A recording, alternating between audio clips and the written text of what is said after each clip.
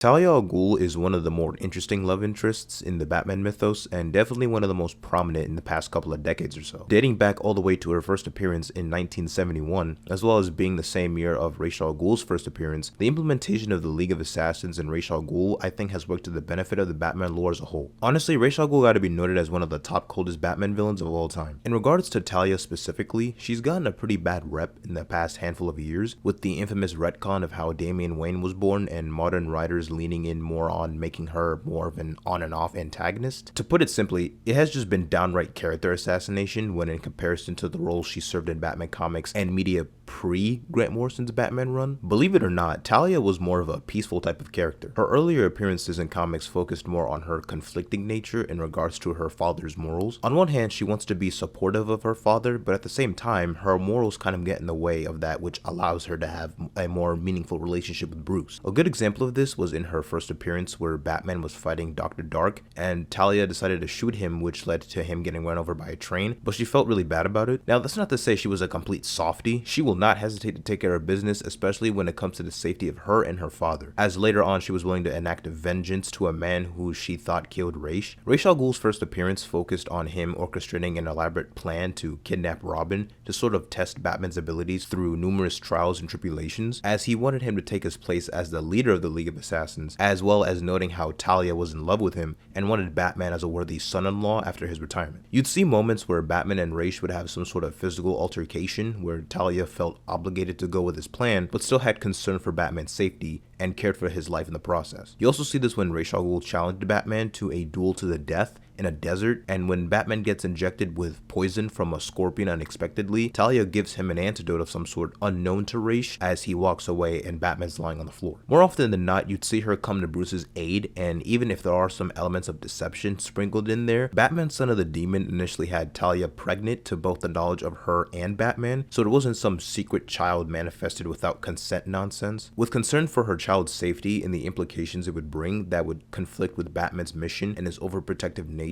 Talia decides to fake a miscarriage and give the baby up for adoption. A couple of decades later, you start to see the diminishing of Talia as a character, as seen with her role in the resurrection of Jason Todd, where he came back to life thanks to the famous Superboy Prime punch that altered reality. Once he crawled from the grave, he was dipped into the Lazarus pit for full consciousness. Red Hood The Lost Days goes in depth on what happened to Jason leading up to the Under the Hood storyline. Talia had motive to restore Jason in hopes of returning him to Batman and wanting to gain his love and affection, but Ra's in the beginning was like, girl, he ain't gonna love you, let it go. She later on provokes Jason into punishing Batman so that he could become something that would represent something Gotham needs without Batman's boundaries. Then she proceeds to have a makeout session with Jason, like, nigga, ew. Brother, The best interpretation of Talia outside of the comics that leans more into the Dennis O'Neil era is without a doubt Batman the Animated Series, arguably the greatest superhero cartoon of all time. Fun fact, the co-creator of Ra's al Ghul and the writer of the Batman comics that introduced Ra's al Ghul and Talia, that being Dennis O'Neil, helped write the two-parter episode The Demon's Quest in the animated series, which was essentially a direct adaptation of the first major story arc he wrote featuring Ra's with him orchestrating Robin's kidnapping. Major appearances of either Ra's or Talia in the show I think perfectly encapsulate their comic counterparts and what the relationship between Batman and Talia is like. I have no sons. I need a man to assume my position when I am gone. But why me? You are most worthy, and because my precious daughter loves you. I share my father's vision and seek the same ends, but I do not choose his means to those ends. Am I to be your prisoner?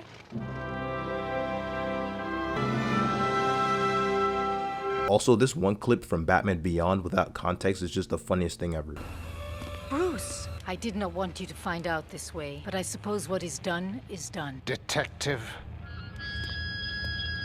There's also her appearance in Batman Arkham City, where she had her own elite guard of assassins, and you see elements of both Ra's and Talia wanting Batman to join them in their crusade. Even though he refuses, you still see aspects of Batman and Talia's dynamic and his feelings for her throughout the game. You didn't need to get yourself arrested to see me, Bruce. After that night we spent in Metropolis, you could have just called. I'm not here for you. Where's Ra's? If he's dead again, I need you to wake him up. Only a true successor may stand before the great Ra's al Ghul. My father always intended us to be together. to command his army. Just imagine it. You, me, a better world. We are fated to rule this earth, to wipe it clean of the scum of humanity. Only we can do this. My father is old. His time is over. Ours is just beginning. Take his blade. Kill him. Accept your destiny. Accept our destiny. You know I can't do that, Talia. Then, beloved, you will have to die. What are you doing? Listen to me, detective, and listen well. You will kill me. You will lead the League of Assassins, because if you do not join us, I will kill the only person you have ever loved. This wasn't part of the plan. You should have killed me. Yes, he should have. What kind of a man sacrifices his own daughter? And you lied to me. I thought you loved me, Bruce. I thought you were ready to join our crusade. Talia, Don't! You two deserve each other. It would be really interesting to see where their relationship goes going forward. I wonder what their new dynamic will be like. Talia! I'm sorry, beloved. I didn't know. Oh, for real? On guard? Just like that? But now, Arkham City is peak fiction. If you disagree, name the time and location, because we're gonna box, we have to fight. DC's ruination of Talia's character can pretty much be summed up as her once being a sympathetic character, often conflicted with her loyalty to her father and her love for Batman, who is now just a straight up supervillain, arguably just as sinister as Ra's al Ghul himself. Now, Grant Morrison's Batman run is heat. Now, I think it's a cool addition to the overly extensive Batman mythos. One of the only few problems with it, however, is the characterization of Talia al Ghul. This run included the first proper appearance of Damian Wayne, as well as the infamous retcon of Damian being conceived without Batman's consent, as Talia essentially drugged him. Talia claims how Batman was chosen to breed the perfect heir of Ra's al Ghul's empire, and she basically drops Damian off with him as he lacked discipline and guidance. And what's funny about all this is that Grant Morrison only implemented this in his run due to him misremembering the night between Batman and Talia in the Son of the Demon storyline way back then. The New 52 then had another retcon saying how after Talia's pregnancy, Damian was grown in an artificial womb, which accelerated his aging. You see more of her villainous nature with her being the leader of the Leviathan criminal organization and her constantly being at odds with Batman and Damian Wayne as Robin, enacting a whole war on Gotham in the process. Her villainous nature would also be seen in Damian's death, where he died that one time due to his evil adult clone who was created thanks to Talia herself. You see bits and pieces of Talia's character dating back to Grant Morrison's run in the DCAMU with the films Son of Batman and Batman Bad Blood, which isn't surprising considering that universe is inspired by the New 52 and focused heavily on Damian Wayne. Would you like a drink?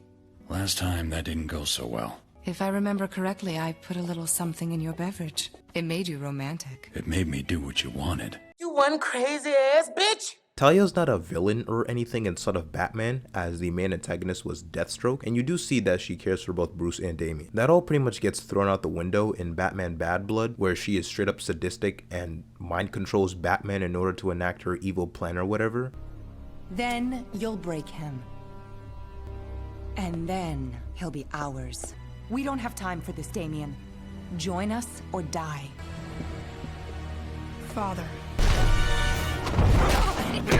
You could make the argument that since she was revived by the Lazarus Pit in Son of Batman, she kind of went crazy after that, but it's a little jarring considering Bad Blood is her only appearance after Son of Batman, so without taking that into account, her shift in character just kind of seems to come out of nowhere. Not to mention, even after she was revived in Son of Batman, she willingly allowed Damian to stay with Bruce at the end. Damian should stay with me. He's Robin now. He stays with the Batman. Learn from your father, Damian, for he is very wise.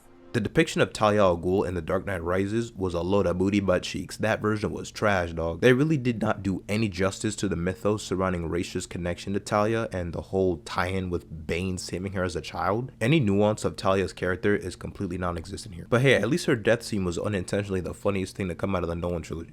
My father's work is done.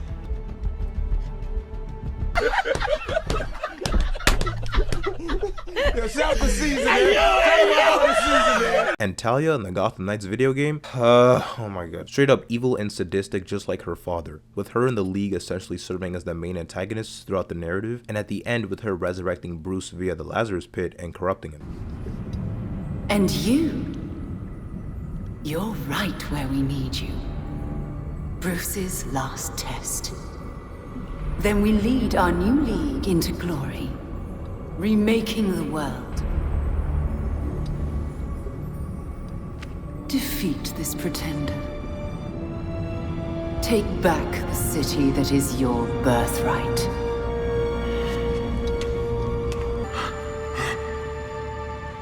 Jeez. Good, you're recognizing people. Try to stay calm.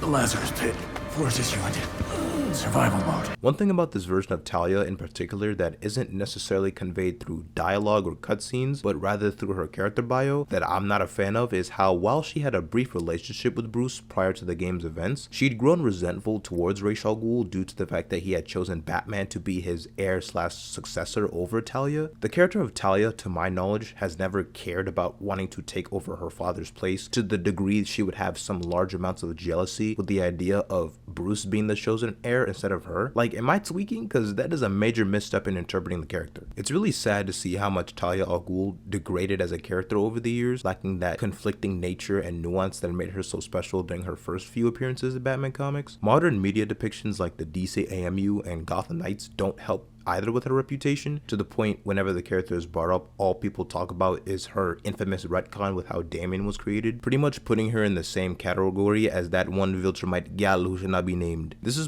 pretty much what most adaptations of Talia have been like since 2006. I think it would be best to incorporate more aspects of the character that were seen in Batman the Animated Series and comic issues from the Tales of the Demon book in any future adaptations to further demonstrate to audiences why she's such an interesting character in the Batman mythos.